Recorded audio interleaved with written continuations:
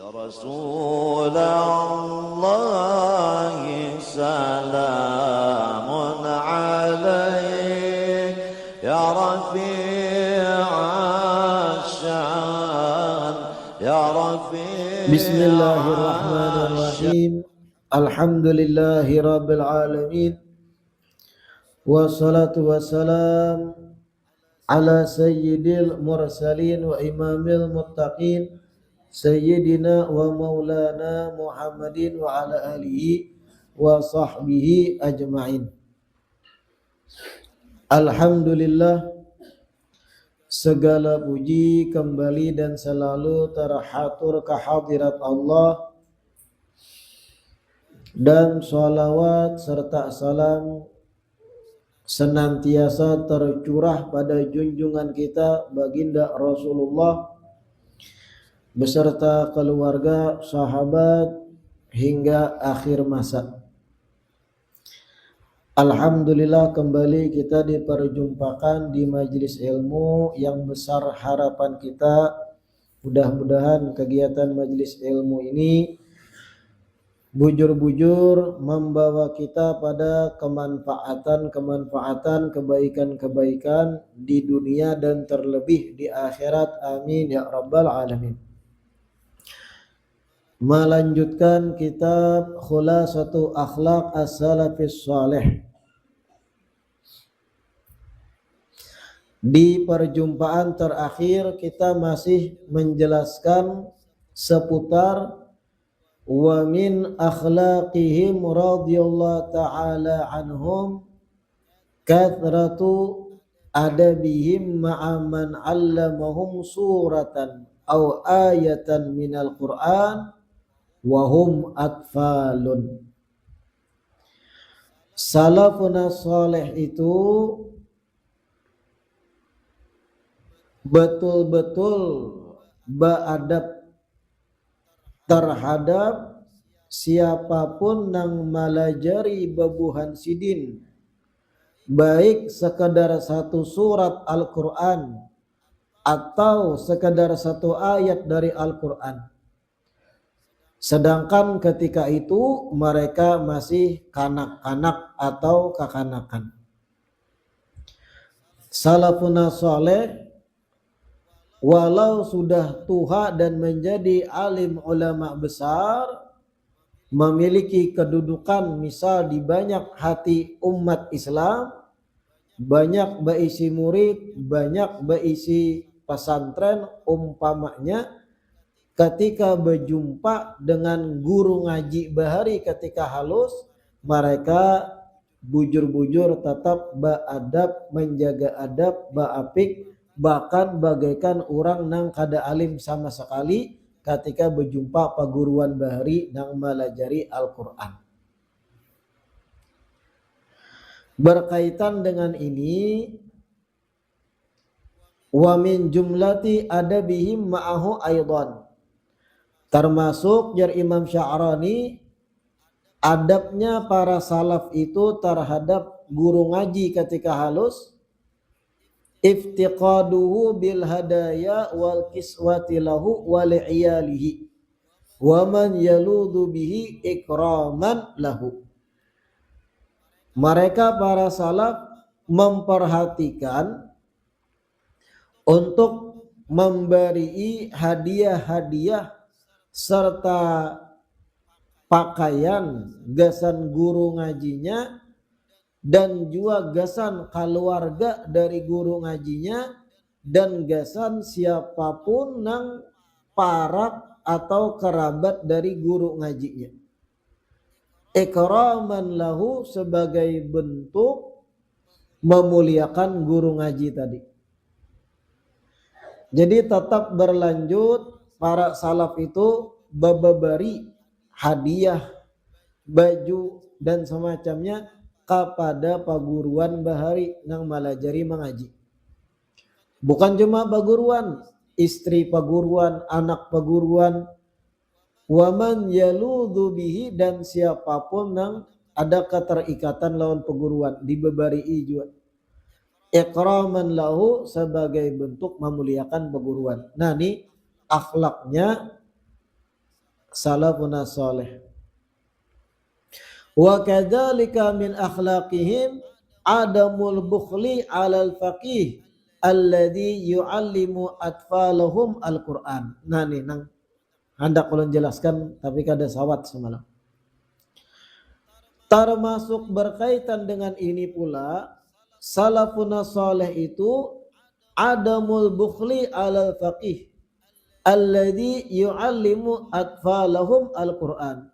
Babuhan sidin kada pamalar, kada engken terhadap ustadz, terhadap guru yang melajari anak-anak mereka untuk membaca Quran.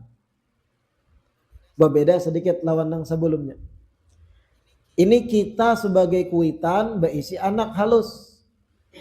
Anak kita titip di guru ngaji. Kita sebagai kuitan harus memperhatikan kesejahteraan guru ngaji anak kita. Kayak itu nang dicontohkan salaf. Mereka itu kada pamalar disebut Imam Sya'rani. Adamul bukhli. Bababari terhadap guru ngaji anak.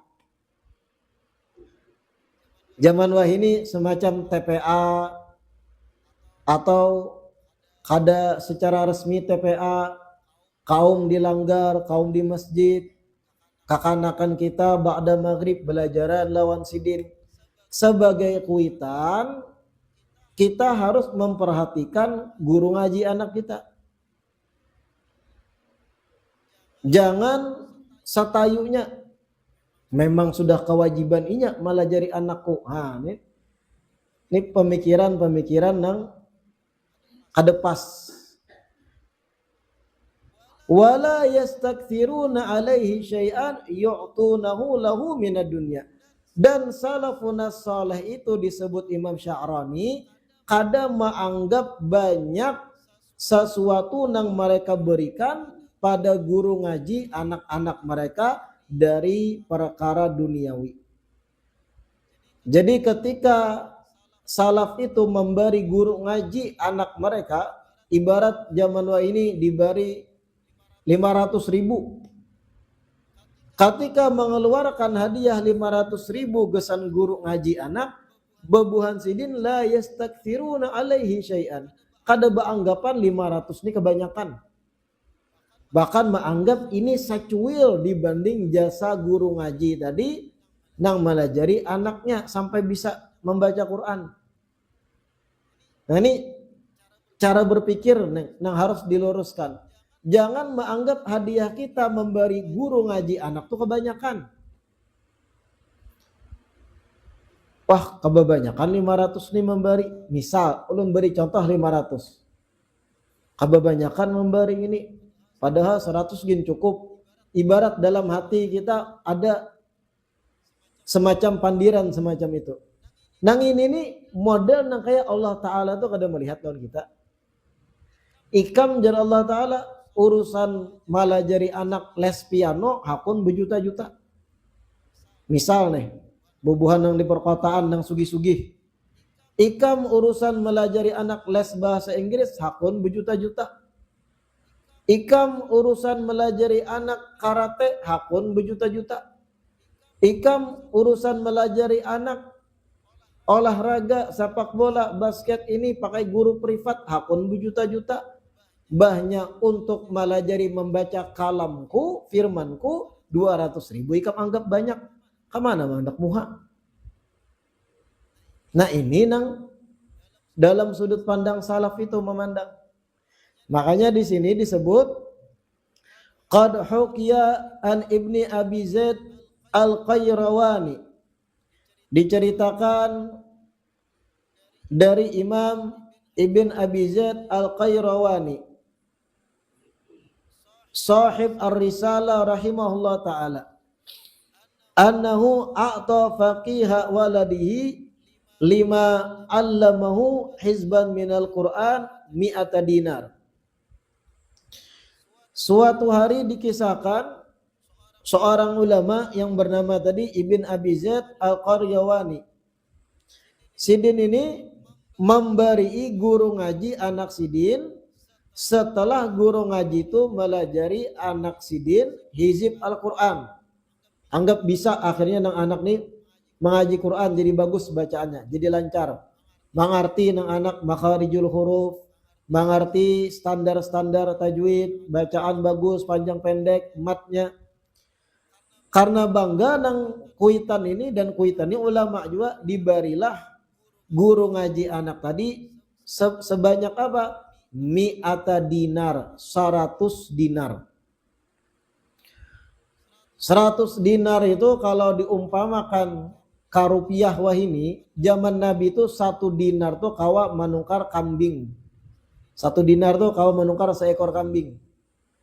Kambing nang mantap, bukan nang ceking nang kurus kada.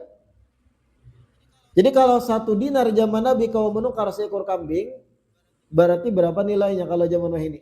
1 dinar tuh berapa juta rupiah? 3 jutaan lah kambing nang mantap. Nang pina semok.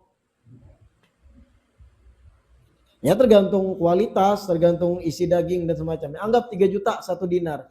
Kalikan 100, 3 juta kali 100 berapa? 300 juta. Jadi sidin ini memberi guru ngaji 300 juta. Setelah nang anak lancar mengaji, jasa guru tadi dibarilah 300 juta duit kita. Mun bahasa bahari mi'ata dinar, 100 dinar. Faqala lahul faqih, guru ngaji ketika dibari itu berucap kepada Imam Ibn Abi Zaid tadi, ana ya sayyidi ma amiltu syai'an astahiqqu bihi hada kullahu. Wahai tuanku, ujar guru ngaji nih, ulun ini kada menggawi apa-apa, sepele aja nang ulun gawi ini, malah jadi anak pian mengaji haja gitu nah. Sehingga ulun ini kada berhak menerima nang 300 juta nih, kada berhak menerima nang 100 dinar nih. Jadi guru ngaji tadi berpandangan ulun ini sekedar melajari ngaji aja, kenapa banyaknya bababari, kada berhak ulun menerima. Han juga bahari nih. Wah ini ada harapan. Namun jawaban guru ngaji tadi malah menyinggung Imam Ibn Abi Zaid. Tersinggung sidin. Lalu Imam Ibn Abi Zaid qala fahawwala syekh waladahu min indihi ila faqihin akhar. Wa qala hada rajulun mustahinun bil Quran. Imam Ibnu Abi Zaid setelah dapat ucapan kayak itu dari guru ngaji, lalu sidin apa? Dipindah anak sidin, jangan lagi pian nakai belajar lawan guru itu. Jangan lagi pian belajar lawan ustadz pian itu tadi. Ulun carikan guru nang lain aja. Kenapa? Karena guru pian itu mustahinun bil Quran, sudah meremehkan Al-Quran. Nah, mengerti lah ya. Jadi pandangan Imam Ibnu Abi Zaid ketika memberi 300 juta rupiah atau 100 dinar kepada guru ngaji, nang aku beri ini itu justru secuil dibanding jasa ganal ikam melajari anakku sampai bisa baca Quran. Seandainya lebih dari 100 dinar pun kubari, itu kada menyamai akan dahsyatnya keagungan anakku sampai bisa mengaji. Ketika guru ngaji menolak dengan alasan aku nih malah jadi Quran warak, bahasa kita Tanjung. Sama halnya ucapan itu meremehkan Al-Quran yang dilajarkan pada si anak. Ketika ia menjawab, ulun nih melajari Quran haja kebanyakan nang pian bari. Nih, itu sama halnya ucapan itu dalam hati si guru, Quran tuh sepele aja, sehingga 300 juta tadi dianggap kebanyakan bagi Quran. Berarti jadi Imam Ibn Abi Zaid di dalam hati guru itu kadada ta'zim lalu-lalu lawan Al-Quran. Sehingga jadi sidin jangan pian belajar lawan guru ngaji itu lagi, lawan yang lain aja, yang lebih mengagungkan Al-Quran. Jadi seharusnya kayak Pak, terima 100 dinar tadi. Karena memang Al-Quran itu ilmu nih, Al-Quran sehingga nang anak bisa mengaji itu kadeda nilainya dibanding duniawi apapun juga. Kada usah jauh-jauh kita nih. ditemukan misal obat tertentu untuk menyembuhkan penyakit yang selama ini berabad-abad kada diketahui kayak apa cara menyembuhkannya. Tiba-tiba ditemukan satu resep obat tertentu untuk menyembuhkan penyakitnya tuh. Lalu dijuallah obat tadi seharga 1 miliar misal. Bagi orang yang sakit, yang garing, yang mengidap penyakit kronis tersebut, hakun menukari obat tadi 1 miliar. Demi apa? Demi bertahan lagi di dunia 10 atau 15 tahun. Kenapa? Karena bisa menambahi durasi lebih panjang hidup di dunia. Ada Al-Quran ini bukan urusan dunia, boy. Wah, pakai boy. Bukan urusan dunia, menyelamatkan ikam di akhirat. Alahan pada resep obat tadi yang bisa menambahi umur lebihanan sampai 15 tahun lagi hajar mati. Ini urusan ikam ketika anak bisa mengaji, ikam pun bisa selamat dalam kubur. Gara-gara anak lancar mengaji. Amun ikam menilai kebanyakan itu, harusnya sedikit saja bebebari untuk Al-Quran, berarti otak ikam yang kada beres, yang kada paham sejauh itu lagi. Nah, mengerti lah ya. Orang tuh hakun berobat sampai miliaran demi apa? Supaya dapat durasi lebih panjang hidup di dunia. 50 udah umur, umumnya orang meninggal 60. Ketika umur 50 si kaya raya tadi mengidap satu penyakit, ujar dokter 6 bulan lagi pian mati. Lalu ditemukan pengobatan nilainya 2 miliar. Yang mana kalau itu diminum oleh orang yang umur 50, prediksi kuatnya bisa bertahan sampai 70 umur. Hakun 2M tadi keluar. Demi apa? Demi kesembuhan supaya talawas lagi di dunia. Urusan dunia, hidup di dunia supaya tak panjang umurnya 2M keluar. Ini urusan Al-Quran supaya selamat di akhirat.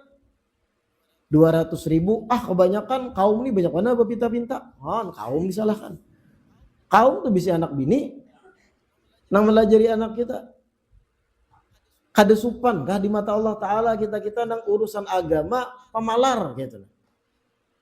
Bah urusan anak kuliah, jurusan A, jurusan B, jaka kawa ginjal tuh sebelah dijual. Ini nang kita nih kadang arti kadang urusan agama mengalihnya. Urusan dunia ilmu formal entah jurusan ini jurusan A jurusan atau universitas A B C untuk jurusan kedokteran dan semacamnya hakun nang kuitan sampai berjual pahumaan berhektar-hektar hakun menyandakan surat tanah A B C dan yang lain untuk apa? Pendidikan formal anak. Bahnya guru ngaji melajari anak sampai mengaji bahkan hafal anak juz amma juz 30 barakat guru ngaji tadi. Ketika memberi 500.000 pada guru ngaji hatinya merasa berat kebanyakan. Kamana mandak muhaikam di mata Allah Ta'ala. Urusan ikam menyekolahkan anak formal kuliah tadi tujuannya apa itu? Supaya anaknya ketika sudah dewasa mandiri dapat pekerjaan duniawi sehingga ia mapan. Kemapanan anak setelah kuliah tuntung tadi itu paling bertahan 30 tahun baru mati juga ya. Kayak apa akhiratnya? Ada urusan akhirat yang berkesinambungan kada ada batasnya lagi di akhirat. Quran nih guru ngaji melajari 500.000 merasa kebanyakan kita. Ini muha mandak kemana? Tatawa setan dan iblis. Man ini kada ngerti kah konsepnya? Ada supan kah gitu. Nah, salafun soleh bujur-bujur memahami hal ini. Menghargai bujurnya. Jasa-jasa mereka-mereka yang melajari anak-anak mereka ilmu. Jasa-jasa guru-guru mereka yang melajari ilmu. Ketika bebebari kada merasa kebanyakan. Justru merasa kedikitan. Padahal banyak sudah nangibari. Nah ini hal yang banyak hilang di akhir zaman. Kita urusan dunia berhimat keluar duit pendidikan A, pendidikan B. Urusan agama kita sepelekan. Bahkan berapa banyak kuitan-kuitan tuh mencari TPA yang gratis. Ketika ada pengumuman iuran TPA naik dari 15.000 jadi 20.000. Amuk, demo. Kenapa nih cinta dunia gurunya. Cinta dunia gurunya. Ikam nang cinta dunia ketika itu menganggap kebanyakan. terbalik. Nah itu mengertilah supaya kita nih kada supan di mata Allah Ta'ala. Kayak apa di persidangan hari kiamat? Urusan duniawi hakun habis-habisan, urusan agama kita maka berpalar-palar. La ilaha illallah. Selanjutnya wa min akhlaqihim radhiyallahu ta'ala anhum, termasuk daripada akhlaknya salafun salih,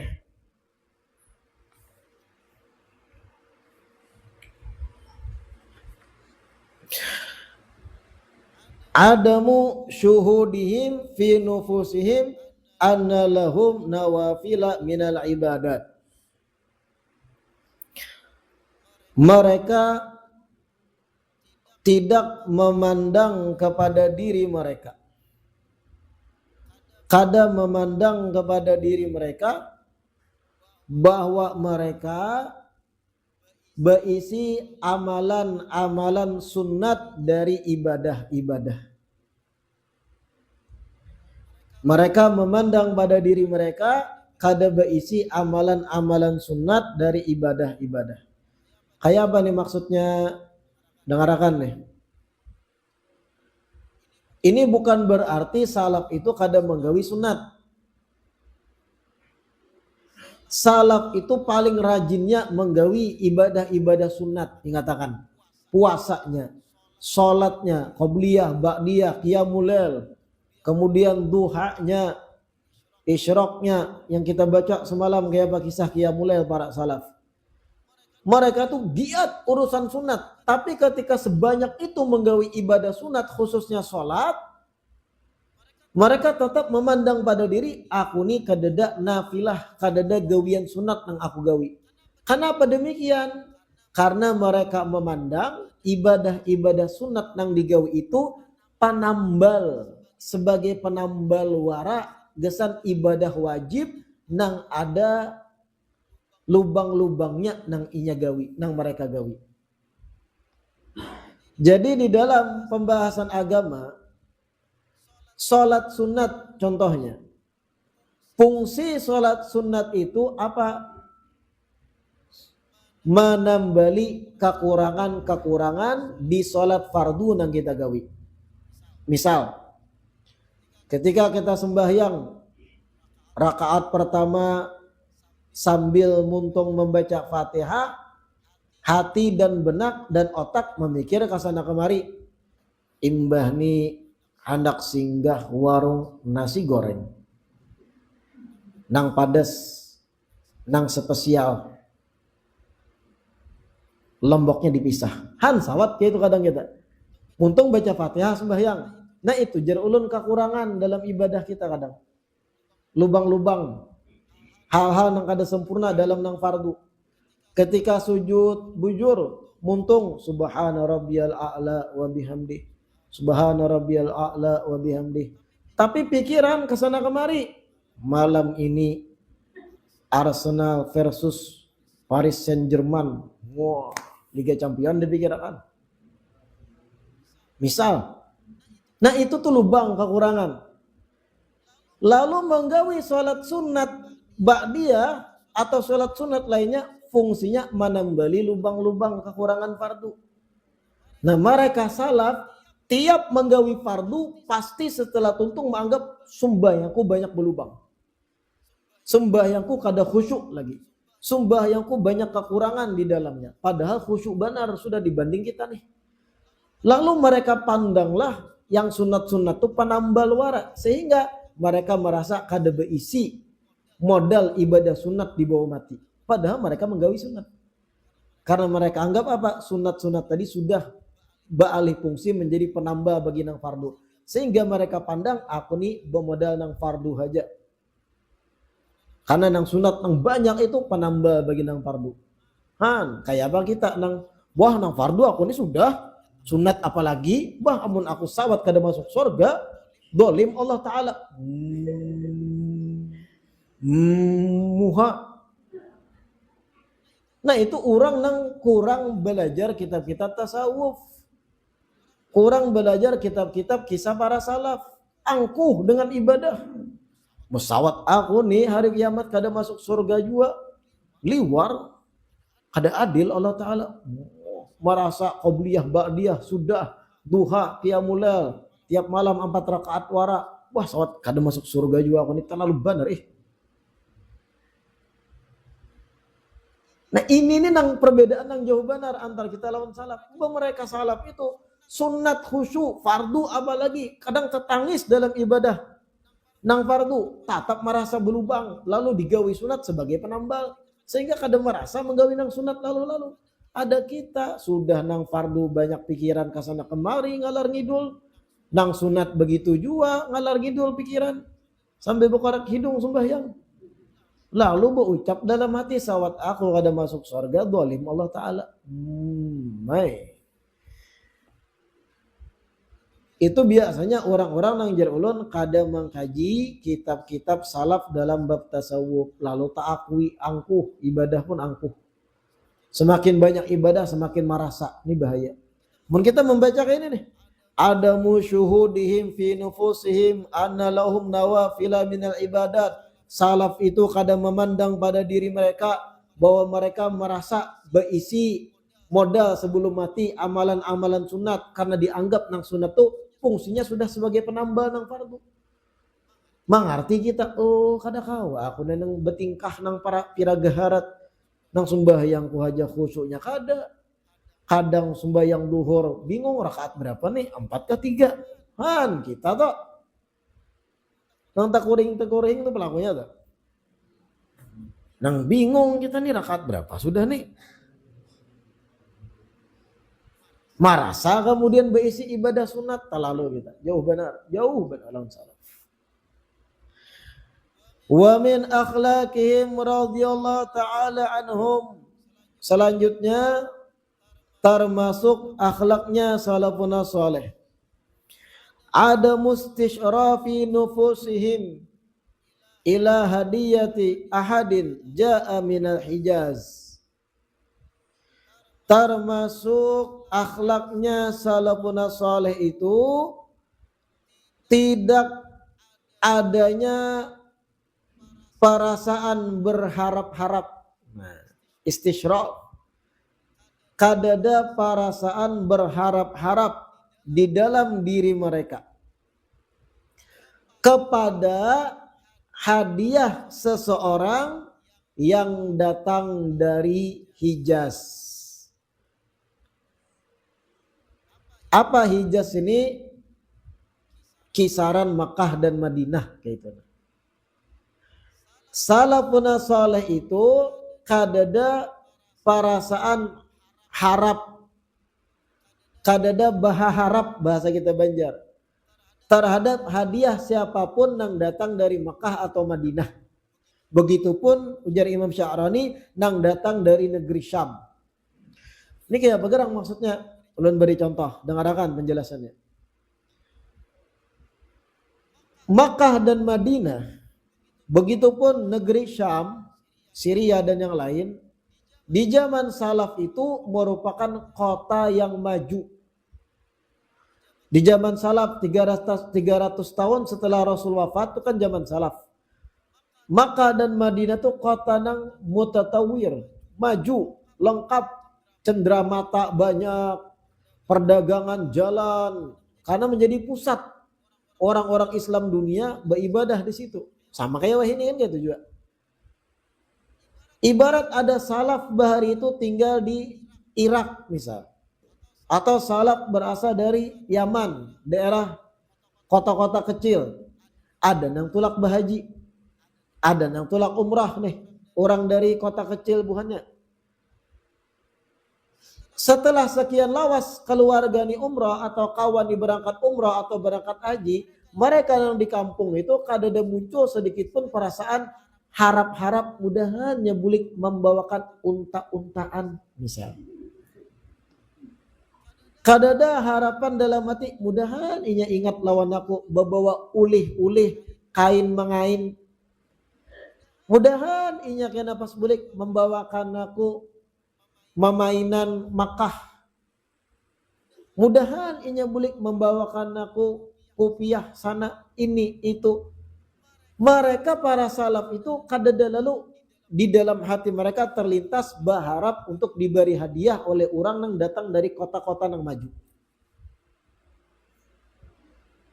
Kalau pang terpikir dalam benak buahnya, ini nang tulak haji ini muridku, nih di kampung muridku, aku nang melajari ilmu dan ihnya berduit, bah talalu banar namun bulik dari Mekah dari Madinah kada ingat dia aku minimal bawakan gamis barang, dada berpikir kayak itu, dada ada mustishraf nufus, kadada berharap untuk dibawakan orang hadiah atau kadada.